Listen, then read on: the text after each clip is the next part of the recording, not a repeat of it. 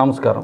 ఆమదలవలస నియోజకవర్గం పొందూరు మండలం లోలుగు పంచాయతీ న్యాయవాది వృత్తిలో ఉంటూ సమాజానికి తన వంతు సేవ చేయాలనే దృక్పథంతో ఒక రాజకీయ నేపథ్యం కలిగిన ఒక కుటుంబం నుండి లోలుగు వెంకట రాజశేఖర్ అనే ఒక న్యాయవాది స్వతంత్ర అభ్యర్థిగా పోటీ చేస్తున్నారు. 2007 నుండి 2009 వరకు ప్రజారాజ్యం పార్టీలో కొనసాగి విలీనమైన తర్వాత న్యాయవాది వృత్తిలో కొనసాగుతూ శ్రీకాకుళంలో స్థిరపడి లోలుగు శ్రీరాములు నాయుడు సోదరుడుగా సుపరిచితమైన వెంకట రాజశేఖర్ గారు ఈ రోజు మన స్టూడియోలో తన అభిప్రాయాన్ని స్వతంత్ర అభ్యర్థిగా పోటీ చేయడానికి గల కారణాలని మనతో పంచుకోనున్నారు. రాజశేఖర్ గారు నమస్కారం అండి.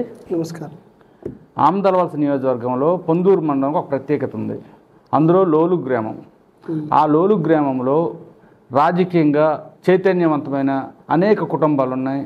ఆ కుటుంబాల నుండి అనేక మంది రాజకీయంగా జడ్పీటీసీలుగా ఎంపికయ్యారు. అదే కుటుంబాల నుండి వచ్చిన మీరు ఇండిపెండెంట్గా పోటీ చేయాలనే ఆలోచన ఏ సందర్భంలో వచ్చింది, ఎందుకు వచ్చింది? ముందుగా సత్యం ప్రేక్షక మహాశయులందరికీ కూడా నమస్కారం.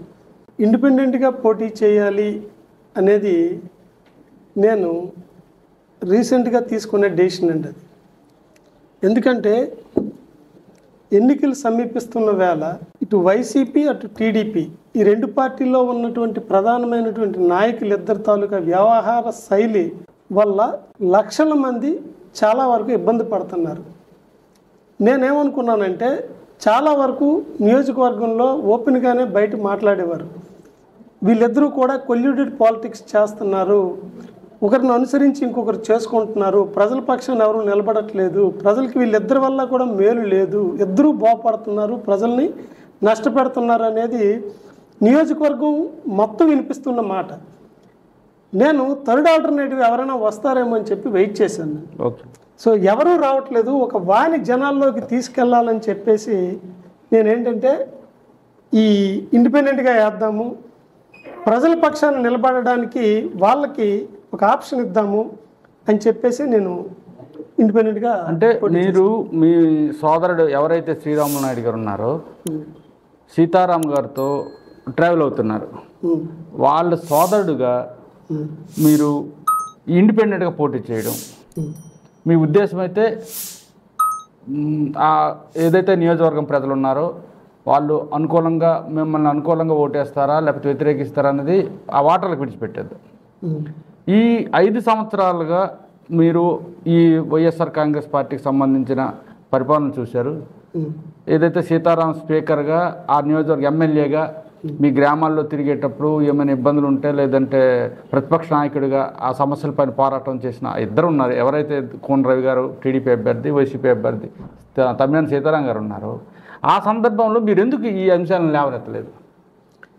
యాక్చువల్గా మా కుటుంబం గత 30 సంవత్సరాల నుంచి రాజకీయాల్లో ఉందండి. నేను ఎప్పుడూ కూడా ఎలక్షన్కి ఒక 3-4 మంత్స్ బిఫోర్ రావటం, మా బ్రదర్కి కానీ మా మదర్కి కానీ మా వదిన గారికి కానీ పోటీ చేస్తున్నప్పుడు వాళ్ళకు మద్దతుగా నేను ప్రచారం చేయడమే తప్ప యాక్టివ్ పాలిటిక్స్లో ఆఫ్టర్ ఎలక్షన్ నేను ఎప్పుడూ పార్టిసిపేట్ చేయలేదు. ఎప్పుడైనా సరే ఒక గ్రూప్ ఆఫ్ అంటే మా గ్రామానికి సంబంధించి ఎవరికైనా ఒక గ్రూప్కి ఇబ్బంది వస్తుంది, నా అవసరం ఉంది అనుకునేటప్పుడు ఆ పర్టికులర్ అవసరం వరకు నేను వెళ్ళేవాడిని. నా వరకు ఏమైనా చేయగలిగితే చేసేవాడిని. తర్వాత నేను మొత్తం మా బ్రదరే చూసుకునేవారు. ఇప్పుడు 2019లో సీతారాం గారి గెలుపు కోసం మీరు ఎంతో కృషి చేశారు, తిరిగారు. మీరు అదే సందర్భంలో ఏదో సమస్య వస్తే మీ వల్ల ఈ సమస్య వచ్చింది, దీన్ని పరిష్కరించాలని ఎప్పుడైనా మీరు సీతారాం దృష్టికి తీసుకెళ్లారా? విచిత్రం ఏంటంటే నా దగ్గరికి ఎవరు మా ప్రజలు రాలేదు. 2019లో మేము 2019 ఎలక్షన్ ముందు వరకు కూడా మేము టీడీపీలో ఉన్నాం. అంటే మేము ఇన్ ద సెన్స్ అక్కడ మా బ్రదరేనండి. నేను ఎప్పుడు యాక్టివ్ పాలిటిక్స్లో లేరు. ఇక్కడ మా గ్రామం వరకు టీడీపీలో ఉండేటప్పుడు మా బ్రదర్కి రవికుమార్ గారికి మా బ్రదర్కి డిఫరెన్సెస్ రావడం. కోన రవికుమార్ అనే వ్యక్తి లాస్ట్ 30 years నుంచి మేమిద్దరం ఒకేసారి పాలిటిక్స్ వచ్చాం. రవికుమార్ గారు మా కుటుంబం, వాళ్ళ కుటుంబం, మా కుటుంబం ఒకేసారి రాజకీయాల్లోకి ప్రవేశించింది. ఆ రోజు నుంచి ఈ రోజు వరకు కూడా ఆయన ప్రతి అభివృద్ధికి కూడా మా తాలూకా పూర్తి సహకారం ఉండేది. ఎప్పుడైతే ఆయన ఎమ్మెల్యే అయ్యారో సెకండ్ లీడర్గా మా బ్రదర్ని ఊహించి భయపడి ఎట్టి పరిస్థితులను వీళ్ళని కట్ చేయాలని చెప్పి ఆయన ఆ రకమైనటువంటి పాలిటిక్స్ చేయడం ద్వారా సో మా బ్రదర్ ఆల్మోస్ట్ వాళ్ళు సైలెంట్ అయిపోవడం ప్రారంభించారు. అంటే ఎక్కడికి వెళ్తున్నా సరే ఏదో రకమైన ఇబ్బందులు క్రియేట్ చేయడంతో అంటే టీడీపీలో ఉండేటప్పుడు ఫైనల్గా మాకు చాలా వరకు పర్సనల్గా కూడా మా మీద ఆయన కొన్ని రకాలైనటువంటి దాడులు చేయడంతో దాంతో ఏమైందంటే ఇంకా రవికుమార్ గట్టిగా బుద్ధి చెప్పాలని మాత్రమే మేము వైసీపీ 2019లో సపోర్ట్ చేసిన తర్వాత ఎలక్షన్ అయిపోయిన తర్వాత మా బ్రదర్ వైసీపీలో వెంటనే జాయిన్ అవ్వాలి. అప్పటికి కూడా ఇంకా టీడీపీలో అంటే టీడీపీలోనూ యాక్టివ్గా లేరు, అలాగని వైసీపీకి కూడా జాయిన్ అవ్వలేదు.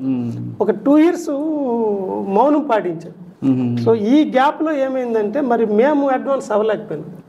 నేను వైజాగ్లో ఉండేవాడిని, నా ప్రాక్టీస్ వైజాగ్లో చేసుకునేవాడిని. ఆ తర్వాత మొన్న సర్పంచ్ ఎలక్షన్స్లో నేను సడన్గా ఊర్లోకి వచ్చి, ఎందుకంటే అక్కడ ఒక రకమైనటువంటి గ్యాప్ క్రియేట్ అయింది అక్కడ. సో గ్యాప్ను పోడ్చడానికి నేను సర్పంచ్ ఎలక్షన్స్లో మా మిస్సెస్ కంటెస్ట్ చేశారు వైసీపీ ఇండిపెండెంట్గా. అంటే అది పార్టీ బేస్డ్ కాదు కాబట్టి చేశాము. సర్ప్రైజ్ ఏంటంటే ఆ ఎలక్షన్స్లో సీతారాం గారు మా ఊర్లో చాలామందికి ఫోన్లు చేసి మాకు ఎగ్నిస్ట్ వ్యక్తికి గెలిపించడానికి ఆయన ప్రయత్నించాడు. సో మేము ఓడిపోయాం. అయితే ఇప్పుడు ఏదైతే సీతారాం గారు ఎగ్నిస్ట్గా చేసిన ఆ వ్యక్తి కోసం ప్రచారం చేశారో, మరి ఆ వ్యక్తి కోసం ఈరోజు మీ కుటుంబ సభ్యుడు సీతారాంకి అనుకూలంగా ప్రచారం చేస్తున్నారు కదా, ఓటేయండి అని. అందుకని నేను బయటకు వచ్చాను. అంతే. మీ బ్రదర్ని విభేదించారు మీరు బ్రహ్మాండంగా. అంతే. బ్రదరు అసలు యాక్టివ్ పాలిటిక్స్లో లేడు. ఇప్పుడు ఈ మధ్యన ఏదో తిరుగుతున్నాడు ఆయన. ఇప్పుడు 2009లో అంటే 2007 నుండి 2009 మధ్యలో మీ ప్రజారాజ్యం పార్టీలో యాక్టివ్గా వైజాగ్లో పార్టిసిపేట్ చేసేవాళ్ళు. అంతే. న్యాయవాద వృత్తిలో కొనసాగుతూ చేసేవాళ్ళు. ఆ తర్వాతను అది కాంగ్రెస్లో మెర్జ్ అయిపోయిన తర్వాత పూర్తిగా పాలిటిక్స్ దూరం అయిపోయారు, వృత్తినే నమ్ముకున్నారు. ఆ తర్వాత శ్రీకాకుళంలో న్యాయవాద వృత్తి చేశారు. ఇంత సడన్గా అంటే ఒక 3 సంవత్సరాల నుండి గ్రౌండ్ వర్క్ చేస్తానని చెప్తున్నారు మీరు. ఇంత సడన్గా నామినేషన్ వేసి నేను పోటీలో ఉన్నా అని చెప్తే ప్రజలు ఆమోదిస్తారా? నేను గ్రౌండ్ వర్క్ ఏం చేయలేదండి. నా డెసిషన్ సడన్గానే. ఎందుకంటే ఇప్పుడు పాలిటిక్స్ ఎలా అయిందంటే బలమైన వాడికి మనం బలమిద్దాం అనుకునే రాజకీయాలు నడుస్తున్నాయి. ఇప్పుడు బలంగా ఎవరున్నారు అంటే బలం ఇన్ ద సెన్స్ పార్టీ పరంగా కానీ కేడర్ పరంగా కానీ వైసీపీ టీడీపీ బలంగా ఉన్నాయి. ఈ 2 పార్టీల్లో ఉన్న లీడర్స్ కూడా వాళ్ళలో నైతిక బలం లేదు. వాళ్ళ బలం అనేది ప్రజలకి బలం కాదు, వాళ్ళ కుటుంబాలకు మాత్రమే బలం అది. సో ప్రజలకి వాళ్ళ బలం ఇచ్చి ప్రజల్ని బలవంతులుగా చేసి ప్రజలకి మేలు చేసే పరిస్థితి వాళ్ళిద్దరి దగ్గర లేదు. సో వాళ్ళకి ఆల్టర్నేటివ్గా నేను ప్రజలు ఆమోదిస్తారా లేదా కాదు, ప్రజల్లో ఒక ఆలోచన ఉంది. వీళ్ళిద్దరిని తలదన్నే నాయకుడు కావాలి, వాళ్ళకి వీళ్ళిద్దరిని ఎదిరించే నాయకుడు కావాలి, వాళ్ళ పక్షాన్ని నిలిచే నాయకుడు కావాలి. రేపు పొద్దున వాళ్ళిద్దరిలో ఎవరు గెలిచినా కూడా ప్రజల పక్షాన్ని నిలబడరు.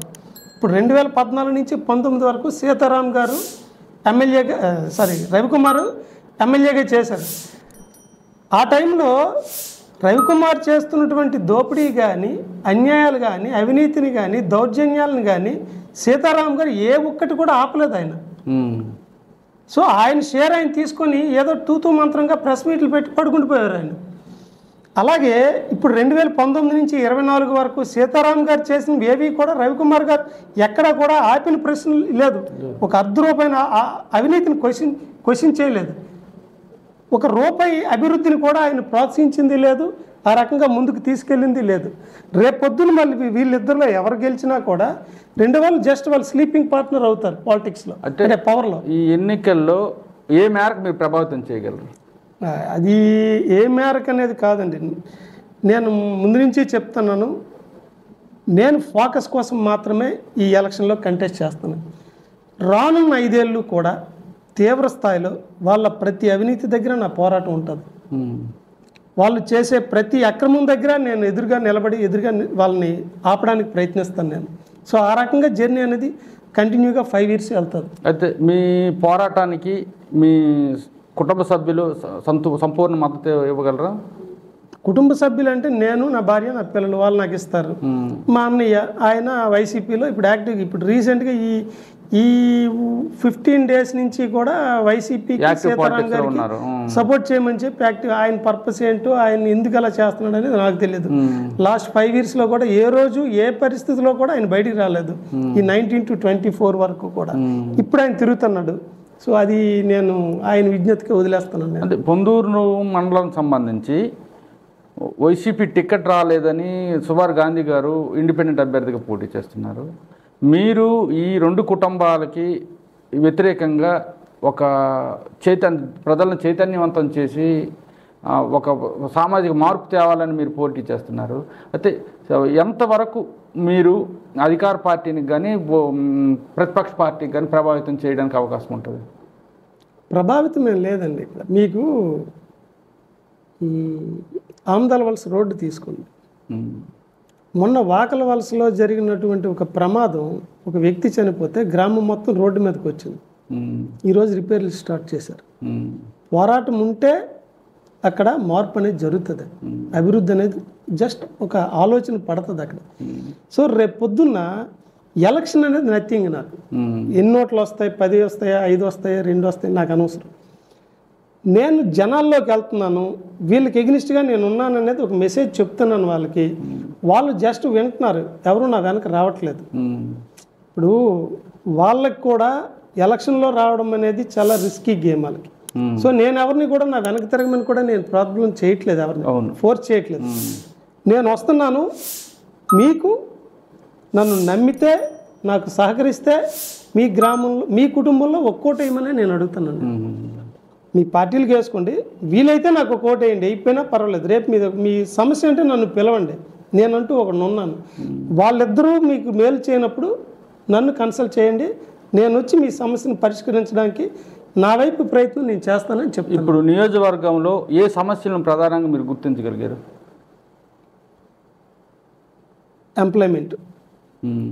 నియోజకవర్గంలో అంటే ఎంప్లాయ్మెంట్ అంటే ఒక్క ఆమదావలస లేదు కదా, టోటల్గా ఇండియా వైడ్గా, లేకపోతే మన జిల్లా వైడ్గా, లేకపోతే రాష్ట్ర వ్యాప్తంగా ఉంది కదా. ఒక్క ఆమదావలస ఒకే పరిమితం కాదు కదా ఎంప్లాయ్మెంట్ అనేది, కావాలి. ఇప్పుడు రాష్ట్ర వ్యాప్తంగా అంటే నేను చేయగలిగింది ఎంత, మన తాలూకా శక్తి మేరకు మనం ముందుకెళ్ళగలుగుతాం. ఇప్పుడు ఎక్కడో ఎవరికో ఏదో ప్రాబ్లం వస్తుంది, సో మనం దాన్ని ఏమాత్రం చేయగలమనేది మనం ఆలోచించగలమా, ఒకళ్ళు మొబిలైజ్ చేయగలమా, ఒక స్టెప్ ముందుకు తీసుకెళ్ళగలమనేది మనకి ఇక్కడ కళ్ళ ముందు కనిపిస్తుంది అది. సో ఇప్పుడు పార్టీలు, పాలకులు, నాయకులు వీళ్ళందరూ ఏం చేస్తున్నారంటే ప్రజలకి బిచ్చమేసి, బిస్కెట్లు వేసి వీళ్ళు కోటాను కోట్లు, 100,000 కోట్లు వీళ్ళు పోగలేసుకుంటున్నారు. అటువైపు ఆలోచన కూడా చేయట్లేదు అసలు. ఇప్పుడు మీరు రవికుమార్ ఆస్తులు చూడండి, ఆయన తాలూకా స్టేటస్ చూడండి. మీకు చెప్పాను కదా, మేమందరం అంటే ఆ కుటుంబం మా కుటుంబం ఒకేసారి మేము ప్రారంభించాం. సో ఆయనకి ఇంకొక వ్యాపారం లేదు, ఏ వ్యాపారం కూడా ఆయన చేయలేదు. కానీ ఆయన ఆస్తులు చూస్తే అప్పటికి ఇప్పటికీ చాలా 1000 రెట్లు పెరిగిపోయినాయి. సో ప్రజలకి ఏం జరిగింది? ప్రజలకు పెన్షన్ ఇచ్చాను, ఏదో ఇల్లు పట్టాలు 100లో 5గురికి ఇచ్చాము, ఏవో 4-5 చెప్పేసి వీళ్ళు మొత్తం ఒకటి వీళ్ళతో ప్రజాధనాన్ని దోచేసుకుంటున్నారు. సో నేను అది ఆపడానికి నేను ప్రయత్నిస్తాను. నేను ఎంప్లాయ్మెంట్ అంటే చాలా వరకు వాళ్ళు ప్రయత్నించలేదు, మినిమం కూడా అటెంప్ట్ కూడా ఇవ్వలేదు. షుగర్ ఫ్యాక్టరీ ఉంది, అది తెరిస్తే కొంతమంది బాగుపడతారు, రైతులకు ఉపాధి దొరుకుతుంది, అక్కడ ఉద్యోగస్తులు బాగుంటారు. సో ఆ ఫ్లక్చువేట్ అటు ఇటు ఆ ట్రాన్సాక్షన్ జరుగుతున్నప్పుడు ఆ ప్రాంతం అభివృద్ధి చెందుతుంది. ఇవేమీ వాళ్ళకి అనవసరం అన్నమాట. ఒక ఇండిపెండెంట్ అభ్యర్థిగా మీ నియోజకవర్గ ప్రజలకి మీరు ఎటువంటి విన్నపాన్ని, అంటే ఓట్లను అభ్యర్థిస్తారు, ఏ విధంగా అభ్యర్థిస్తారు? నాకు మీరు వేసే ఓటు ద్వారా మీ నిర్ణయాన్ని వాళ్ళిద్దరికీ వ్యతిరేకంగా బలంగా తెలపమని మీకు నేను చెప్తాను. నేను అనేది మీకు ఒక కొత్త ఆప్షన్, నా వైపు వేయండి. ఇంకా చాలామంది, ఇప్పుడు ఆమదాల వలసలో 13 మంది పోటీ చేస్తున్నారు. అంటే విచిత్రమైన విషయం ఏంటంటే 2 సార్లు ఎమ్మెల్యేగా గెలిచి ఇండియన్ నేషనల్ కాంగ్రెస్ పార్టీ తరఫున పోటీ చేసి జిల్లా కాంగ్రెస్ అధ్యక్షులుగా ఉన్నటువంటి బొడ్డేపల్లి సత్యవతి గారికి 2019లో ప్రజలు ఇచ్చిన ఆమ్దాల వలస నియోజకవర్గ ఓటర్లు ఇచ్చినటువంటి ఓట్లు ఏంటంటే 1000 లోపు 980 చిల్లర ఎంతో వచ్చాయి. సో ఆవిడ నాయకత్వంతో పోల్చుకుంటే వీళ్ళిద్దరూ కూడా ఏ రకంగానూ సూటబుల్ కాదు. అంటే వన్ సైడెడ్ పాలిటిక్స్ని మీరు ఆపండి. మీ నిర్ణయాన్ని మీరు అది ఏ నిర్ణయమైనా సరే బలంగా తెలపాలి అంటే ఈ పార్టీలు చేసే ఈ ప్రోపగాండానో ఈ క్యాంపెయినింగ్నో ఈ 100 మందిని వెహికల్స్లో అటు ఇటు ఇటు అటు తిప్పడాన్నో ఈ పేపర్లు మీడియాల ద్వారా వచ్చే ఈ వేస్ట్ పబ్లిసిటీనో మీరు చూసి మొబిలైజ్ అవ్వద్దు.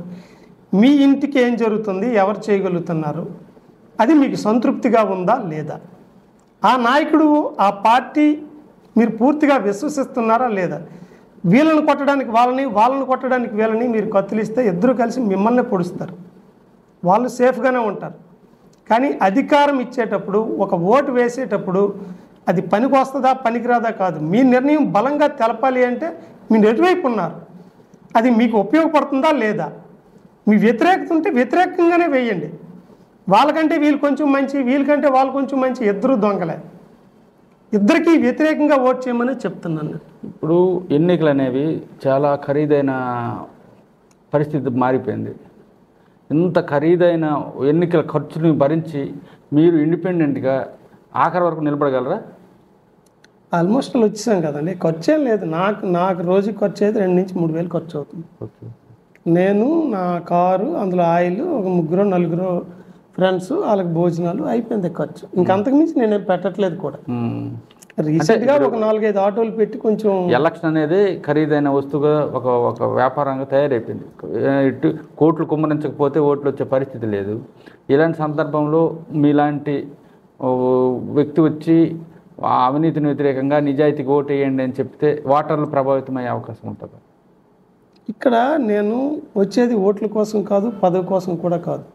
నాకు ఓట్లు కావాలని నేను టార్గెట్ పెట్టుకోలేదు. నాకు ఈ పదవి కావాలి, ఇప్పుడు కావాలి, అప్పుడు కావాలని కూడా నేను టార్గెట్ పెట్టుకోలేదు. ప్రజల్లో మార్పు రావాలి. ప్రజలు పరిపాలించే నాయకుడిని సంతృప్తి లేకపోతే ఎదిరించాలి. వాళ్ళకి ఆ ఇనిషియేషన్ లేకపోతే నేను చేస్తాను. ఇప్పుడు సీతారాం గారు రేపు గెలిచి ఆయన ప్రజలకు మేలు చేస్తే నా అవసరం ఉండదు, నాకు పదవి అనుభవించాల్సిన అవసరం నాకు లేదు. సో ఆయన చేస్తునేటప్పుడు, నేను అక్కడ అడ్డుకునేటప్పుడు, ఆయనకి వీలు లేకపోయినప్పుడు, ప్రజలకు మంచి చేసినప్పుడు మరి అవసరం ఉండదు. నాకు ఓట్ల అవసరము ఉండదు, పదవి అవసరము ఉండదు. నేను ముందుకెళ్లాల్సిన అవసరం కూడా లేదు. వాళ్ళు చేయనప్పుడు డెఫినెట్గా నేను వాళ్ళకుంటాను. నేను జస్ట్ ఫర్ ఫోకస్ ముందు నుంచి చెప్పేది. చివరిగా మీరు ఏదైతే ఎన్నికల బరిలో నిల్చున్నారో చివరి నిమిషంలో, అంటే ఇంకొక 7 రోజులే ఉంది ఎన్నికల్లో, మీ సోదరుడు శ్రీరాములు నాయుడు గారు మీకు వెన్నుదన్నుగా ఈ చివరి ఆఖరి రోజుల్లో నిలబడే అవకాశం ఉంటుందా? నేను అనుకోవట్లేదు.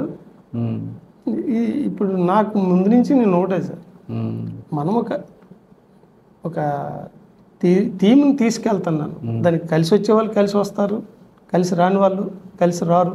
అంటే ఇప్పటికిప్పుడు ఇంత కన్ఫ్యూజింగ్ స్టేట్లో నాకు ముందుకొచ్చి మద్దతు ఇచ్చే వాళ్ళు పెద్ద పెద్ద నాయకులు ఎవరో వస్తారని నేను అనుకోవట్లేదు.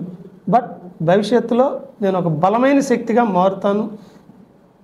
వీళ్ళ దోపిడీని ఆపుతాను, ప్రజలకు అండగా నిలబడతాను. అంతవరకు అయితే నేను కాన్ఫిడెంట్గా నేను చెప్పగలను.